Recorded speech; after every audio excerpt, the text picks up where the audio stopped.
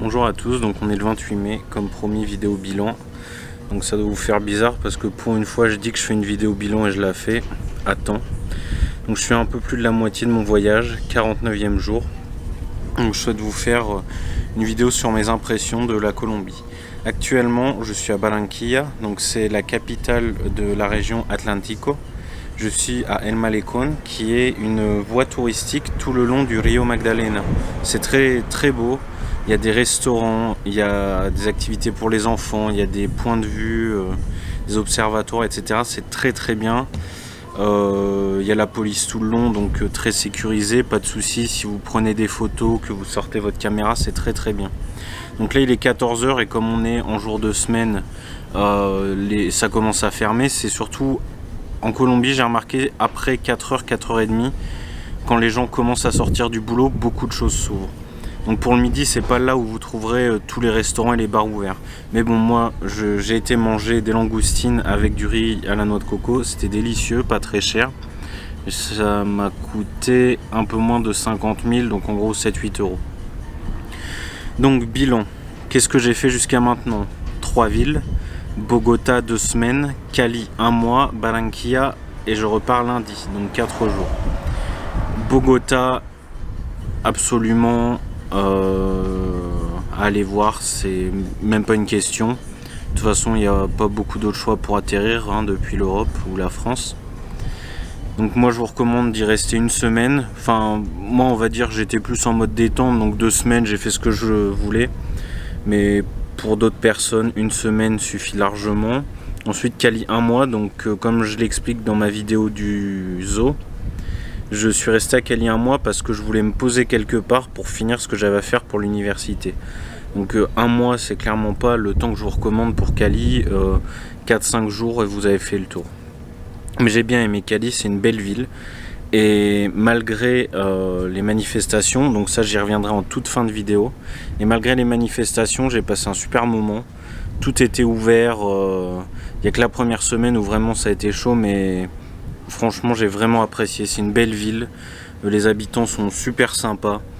Il y a une vraie ambiance. C'est connu en Colombie que Cali c'est une ville où, comme c'est une ville très jeune déjà, il y a vraiment une ambiance. C'est vraiment très... enfin vous ressentez quelque chose quand vous êtes là-bas. Donc vraiment, moi je vous recommande d'y aller. C'est une destination en général boudée par les touristes, mais il faut y aller, c'est nécessaire. En plus c'est facile d'accès, il y a un grand aéroport. Troisièmement plutôt Barranquilla. Donc je connais pas trop, mais c'est sympa. Ici les habitants sont ce qu'on appelle les costeños. Pareil, c'est très bien. Ils parlent beaucoup ici. Ça.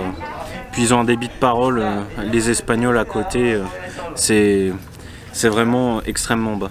Donc je vous recommande Barranquilla aussi. De toute façon, c'est un point de passage quasi obligé si vous voulez rester sur la côte nord, notamment pour aller à Cartagena, Santa Marta ou La Guajira.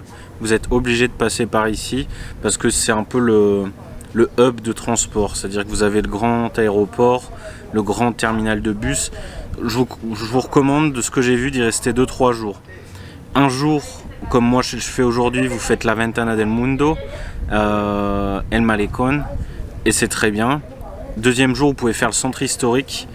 Et il y a un truc, moi je le ferai pas malheureusement, mais il y a un château qui est à l'est de Barranquilla, qui a l'air génial, un château style espagnol qui est très beau.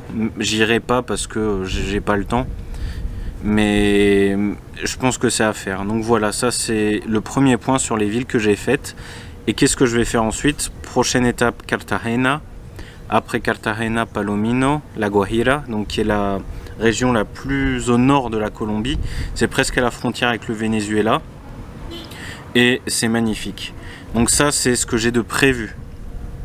Après, il me restera environ 1 mois une fois que j'aurai fini ça.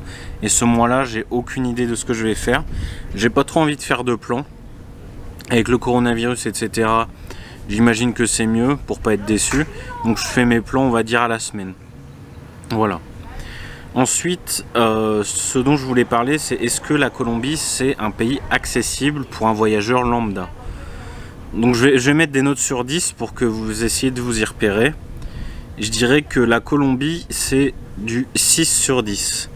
Dans le sens où vous pouvez trouver des informations en anglais et en français assez facilement pour les destinations connues. Et les destinations semi-touristiques. Donc dans ce sens-là, c'est un 6 sur 10. Les réseaux de transport sont très lisibles, c'est une chose qui est très bien. Vous avez beaucoup d'aéroports, de terminals de bus pour des bus longue distance et pour ça c'est extrêmement pratique. Donc c'est pour ça que je mets 6 sur 10. Ensuite les prix, c'est abordable. Vous pouvez choisir, si vous voulez vivre comme en France, ça vous coûtera 2 fois plus cher qu'en France. Si vous voulez vivre dans un hôtel 3 étoiles, un Hilton ou j'en sais rien, bah venez pas en fait. Clairement, allez sur la Côte d'Azur et puis prenez des bières à 15 €. Mais si vous voulez être dans un style un peu plus local, je vous dis pas d'aller vivre dans un quartier de Estrato 1, donc le plus bas, le plus pauvre.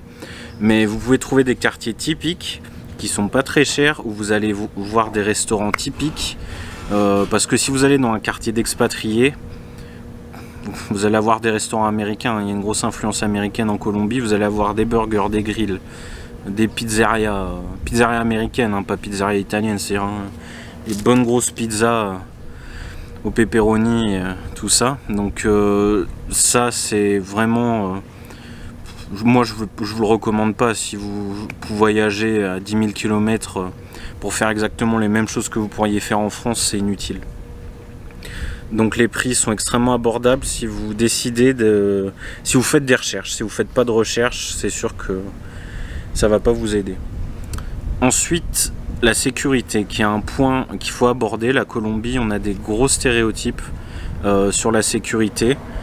Parce qu'on a ces images des années 90-2000 avec les barons de la drogue et les FARC, Bettencourt, etc. Ça c'est fini, cette époque elle est révolue. Il y a un traité avec les FARC. Je crois qu'il y a des dissidents FARC, mais bon, il y a 4 pecnos dans la jungle en gros. Donc ça c'est plus un souci. D'ailleurs vous pouvez faire un comparatif entre la carte France Diplomatie d'il y a 15 ans la carte France Diplomatie d'aujourd'hui. Aujourd'hui, la diplomatie française recommande quand même beaucoup plus de zones. Bon, après, la diplomatie française est très frileuse. L'autre carte que je vous recommande, c'est celle du gouvernement anglais ou du gouvernement américain, qui ont une carte différente de la France sur les zones recommandées, pas recommandées. Sinon, niveau sécurité... Alors, ça c'était sur le contexte global et sur moi mon ressenti. Mon ressenti sur la sécurité, je me suis jamais senti vraiment en insécurité, sauf une fois quand j'attendais un taxi la nuit. Et encore, c'était dans une zone où il y avait du monde. Je me suis pas senti en insécurité. C'est juste que voilà, c'était ma première semaine en Colombie, il faisait noir, il y avait 2-3 lumières d'allumées, 2 magasins d'ouverts, voilà. Ça paraissait pas très rassurant, sachant que je venais d'arriver. Mais avec du recul, c'était pas une situation dangereuse, c'était un quartier tout à fait normal. Donc, mes conseils pour pas vous faire emmerder. Première chose, ne vous faites pas remarquer. Je vais vous prendre un exemple pareil d'une personne que j'ai vue la première semaine où j'étais à Bogota, un Américain. Bon, désolé, mais je vais beaucoup prendre d'exemples de personnes américaines quand il va s'agir de montrer le touriste un peu beauf et nul. Là, l'Américain, on était dans une rue, le mec voulait pas mettre son masque pour rentrer. Et il insultait le serveur parce que le serveur ne parlait pas anglais. Bah oui, il faut s'y attendre, t'es en Colombie. Donc ça, c'est la première chose à ne pas faire. Manquer de respect aux gens. Parce que c'est là où vous allez vous faire emmerder. Ensuite, ne pas se montrer. Alors lui, il avait le style parfait. Casquette de baseball à l'envers, grosse montre, tank top. Donc, enfin, vous voyez quoi, l'américaine, type maillot de basket... chaussures Nike, etc. Pareil, ça, faut éviter. Il y a un truc en Colombie, ils disent no dar papaya, ne pas donner de papaye. En gros, si vous montrez sur vous que enfin, que vous avez de l'argent, bah, c'est là où vous attirez les problèmes. Donc si vous faites pas ça, vous passez à côté de beaucoup de problèmes. On vous demande pas de ressembler à un Colombien, je ressemble pas à un Colombien, mais parlez espagnol un minimum, soyez respectueux et ne vous ramenez pas en étalant toute votre richesse dans la gueule des Colombiens. On est dans un pays pauvre, encore plus pauvre depuis la crise du coronavirus. Il y a 4 millions de personnes qui sont repassées dans la pauvreté. Donc la situation est... Voilà, faut pas le faire, c'est tout. C'est la règle, c'est en Amérique du Sud, c'est comme ça. C'est pas le Japon, c'est pas la Chine ou la Corée où les risques d'agression sont minimes. Ici, non. Donc ça, c'est la première chose. Deuxième chose, évitez les quartiers de merde. Donc ça, vous allez sur Internet, c'est extrêmement facile. Voilà, faut éviter tout ça. Il y a des quartiers vraiment pas recommandables. Des fois c'est bête, hein, mais par exemple le centre de Cali où il y a la Iglesia Ermita, c'est très bien. C'est comme tout endroit touristique, vous avez quelques risques, hein. C'est comme quand vous êtes à la Tour Eiffel, les pickpockets, voilà, mais bon, ça suffit juste d'un peu de bon sens. Mais à la Iglesia Ermita, à 4 rues, il y a un quartier, faut pas y aller. Seulement à 4 rues, c'est-à-dire que voilà, c'est un peu comme c'est bête, hein, mais c'est un peu comme s'il y avait une frontière. Donc ça, faut éviter absolument. Dernier point sur la sécurité, restez éloigné de tout ce qui est prostitution, drogue, trafic, etc. Si vous venez en Colombie pour consommer de la drogue, vous faire des putes, bah là vous entrez, en fait vous entrez dans un monde qui peut être dangereux parce que bah, vous êtes un étranger et le problème c'est que vous pouvez pas vous défendre, hein. C'est-à-dire que si on vous fait du chantage ou quoi, est-ce que vous allez aller voir la police pour leur dire bon bah j'ai acheté de la drogue, etc. Le dealer me fait chanter? Non, hein, vous êtes dans la merde quoi qu'il arrive et vous n'avez pas envie d'être dans une prison colombienne, croyez-moi.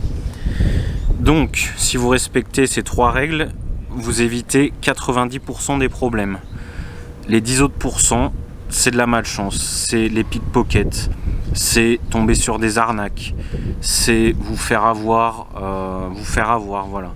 C'est les 10% que vous trouverez dans n'importe quel pays. Voilà, donc ça vous pouvez pas les éviter. Faut juste être précautionneux. Enfin, je sais pas sortir son téléphone au milieu de la rue.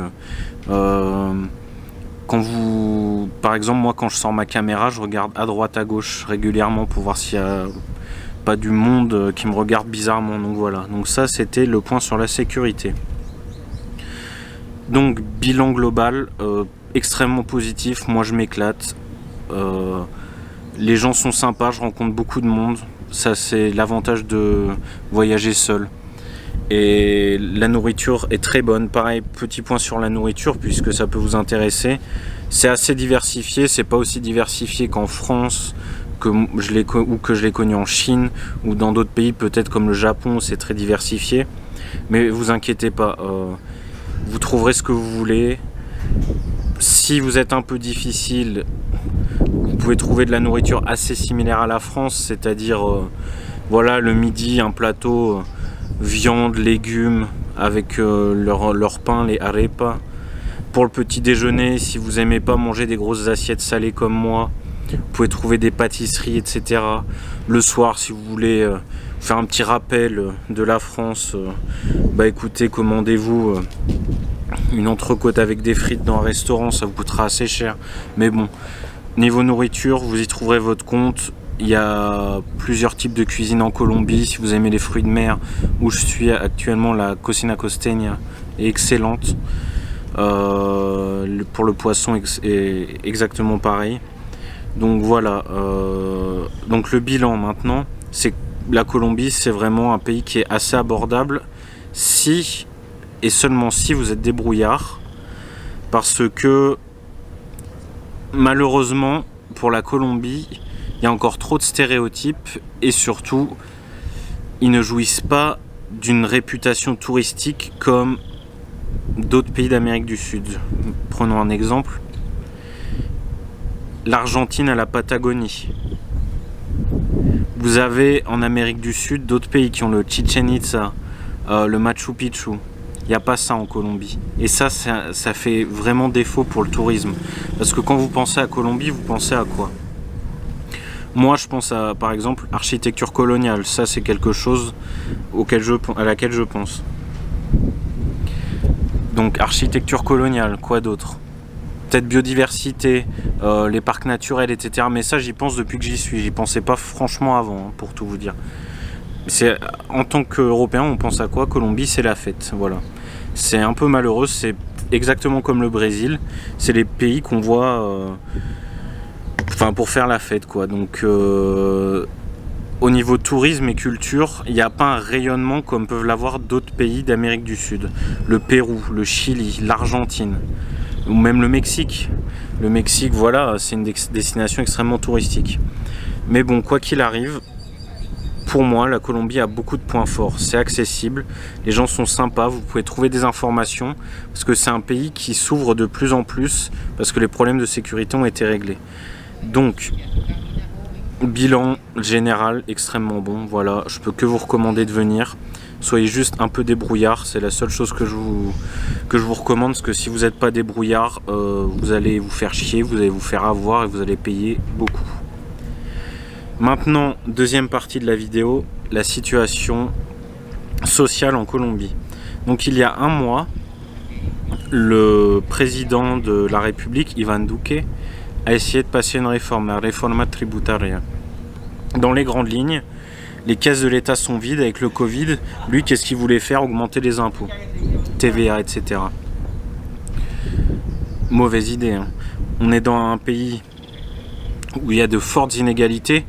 Pour ceux qui s'y connaissent un peu en économie, regardez la carte de l'indice de Gini. L'indice de Gini, c'est comment est répartie la richesse dans les pays. Vous avez les pays modèles, France, Allemagne, Scandinavie, enfin Europe en gros, qui sont des pays modèles au niveau de la répartition des richesses. Vous avez les pays où ça va mais qui pourraient faire mieux, donc c'est type certains pays en Asie, certains pays arabes, etc. Vous avez les pays où l'écart commence à être très grand, Chine, Japon, États-Unis, etc. Et vous avez les pays où les écarts sont énormes, et la Colombie en fait partie. C'est un des pays où les écarts de richesse sont les plus grands au monde. Et la crise du coronavirus n'a pas arrangé ça, et le problème c'est que l'augmentation de la TVA qui était prévue dans cette réforme, ça a vraiment... faut vous imaginer, comme je disais en début de vidéo, il y a 4 millions de personnes qui sont repassées dans la pauvreté avec le coronavirus. Donc ça a été très mal vécu, et la première semaine, moi en plus j'étais dans l'œil du cyclone, j'étais à Cali, c'est là où la situation était la plus chaude. Pourquoi? 3 raisons.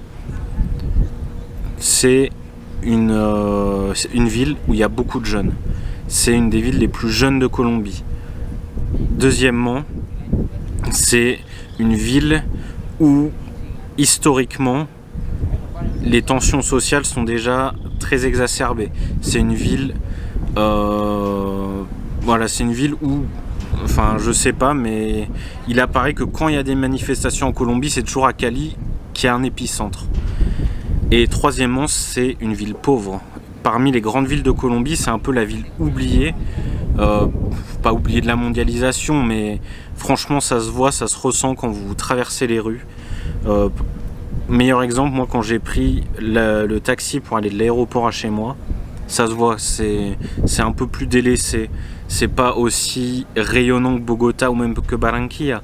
Ici, c'est la côte. Donc, la côte, qu'est-ce que ça veut dire? Il y a des ports, il y a de la marchandise.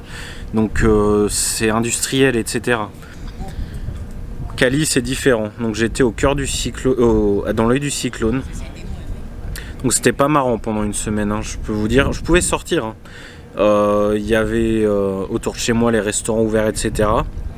Mais c'était violent pendant une semaine entre les manifestants, enfin pas tous les manifestants, comme en France, hein, vous avez une partie des manifestants qui, voilà, pendant les manifestations en profitent pour faire éclater leur rage, qui brûlent des magasins, qui pillent, qui brûlent des voitures, etc. Et de l'autre côté, vous avez eu une répression policière extrêmement forte dans certains quartiers. Moi, j'en étais très éloigné. Mais on voyait des vidéos sur les réseaux sociaux qui étaient assez violentes. Donc je ne commenterai pas ça parce que je m'y suis pas plus intéressé que ça. Puis c'est surtout un sujet très clivant dont il est difficile de parler quand on ne connaît pas. Tout ce que je peux vous dire, c'est que c'était chaud pendant une semaine. Aujourd'hui, ça va. Il y a des manifestations chaque semaine, une par semaine. Mais écoutez, la vie est normale. Moi, j'ai eu beaucoup de messages de la part de ma famille ou de mes amis. On me disait, ah, t'évites les balles ou quoi. Bon, bah, j'ai pas trop compris. Mais en fait, quand j'ai vu les articles de la presse française, j'ai compris. On parlait de guerre civile, de coups d'État, d'émeutes meurtrières, Le Parisien, Le Monde, etc. Bon, écoutez, c'est aussi leur boulot. Mais bon, c'est pas ça. Quand on est à 9000 km de ce qui se passe, bon, je pense qu'on n'est pas très qualifié pour en parler. Puis pareil, hein, les reportages de quotidien, ils sont très sympas. Mais leurs reportages, je l'ai vu. Le problème, c'est qu'ils ont emmené ils ont été avec leurs journalistes dans le quartier le pire de Cali, Siloé. Siloé, pour vous donner une idée, c'est pas un homicide par jour, mais on n'en est pas loin. Donc c'est le pire quartier de Cali à tous les niveaux. Et eux, pour montrer à quel point les manifestations étaient violentes, ils vont là-bas. Bon, bref. Tout ça, c'est à la poubelle. Moi, ma vie, ici, elle est plus normale que vous en France, hein, pour vous donner une idée. Malgré les manifestations, etc., tout est ouvert. Bon, là, ça commence à redevenir un peu plus normal en France, mais ici, moi, depuis que je suis ici, tout est ouvert. Je peux tout faire, je peux aller au musée, j'ai pas de restriction de déplacement. 70% des vols intérieurs fonctionnent en Colombie. Donc, j'ai envie de vous dire, voilà, pas besoin de vous inquiéter pour moi. Bon, les médias français n'ont pas fait une couverture très objective de la chose. Pour remettre dans le contexte, nous, quand il y a eu les Gilets jaunes, le Washington Post, la BBC, etc., titré « Coup d'État en France, émeute, guerre civile », bon voilà. Disons que c'est le propre du journalisme, donc je vais pas m'avancer plus là-dessus. Tout ce que je peux vous dire, c'est qu'ici, tout va bien. Bien sûr, si vous allez au milieu de la manifestation, là, vous exposez à des risques, mais bon, je le fais pas, je suis pas un idiot. Donc voilà, ça c'était le point sur la situation actuelle en Colombie. Sur le coronavirus aussi, on peut faire un petit point. Donc là, ça s'améliore. Barranquilla, par exemple, est passé en alerte jaune, alors que c'était en alerte rouge avant. Voilà. Il y a des moyens qui sont mis en place par province, par ville. C'est pas national. Bon, il y a des règles, par exemple le port du masque, etc. Ça, c'est au niveau national. Mais bon, dans l'ensemble, je pense que ça va. Je crois que le taux d'occupation des lits en Colombie est vers les 50% de patients Covid. Donc ici, ils font pas le choix, comme on a fait en France, d'annuler d'autres opérations, etc. pour agrandir. Eux, ils peuvent pas. Hein. Ils n'ont pas des capacités financières comme la France, donc ils font autrement. Mais bon, écoutez, ça a l'air d'aller. La campagne de vaccination avance. Je crois qu'on est à un peu plus de 10% de la population vaccinée en Colombie. À peu près à 200-250 000 doses injectées par jour. Donc voilà. Bien sûr, hein, ça n'empêche pas que malgré que les restaurants soient ouverts, les bars, que tout soit permis en quelque sorte, ça ne m'empêche pas de mettre le masque, de respecter les distanciations sociales, de me laver les mains quand je rentre quelque part. Mais bon, voilà, petit point sur la situation du coronavirus. Sinon, je vais conclure puisque je vous ai dit tout ce que je voulais vous dire. Encore une fois, je le répète, mais c'est un très beau pays. Je pense que s'il y a une destination qui est malheureusement un peu boudée par les touristes en Amérique du Sud, mais qu'il faut aller voir, c'est ici. Si vous aimez l'architecture coloniale, il y a plein de villes comme ça, et si vous aimez tout ce qui est lié à la biodiversité, franchement, la Colombie c'est fait pour vous. C'est très beau, et surtout, comme c'est un pays qui est pas très touristique, et là je parle pour les backpackers, les aventuriers, et ben ici vous pouvez vraiment avoir ce qu'on appelle en Chine le syndrome Marco Polo, c'est avoir l'impression de découvrir les choses pour la première fois. Et en Colombie, le syndrome Marco Polo, et ben je pense que vous pouvez l'avoir. J'ai rencontré dans une auberge de jeunesse, pas dans une auberge de jeunesse, dans ma précédente résidence, un Autrichien qui voyageait à moto en Colombie. Bah typiquement ça, c'est un truc génial. C'est-à-dire là vraiment, vous découvrez certaines choses pour la première fois. Parce que c'est éloigné de tout, c'est hors des sentiers battus. Donc voilà, fin de la vidéo. Je vous remercie de votre fidélité. N'oubliez pas à vous abonner, à mettre un pouce bleu et à laisser un commentaire. Je vous retrouve à Carthagène. Je ferai pas d'autres vidéos à Barranquilla. J'ai pas envie, tout simplement.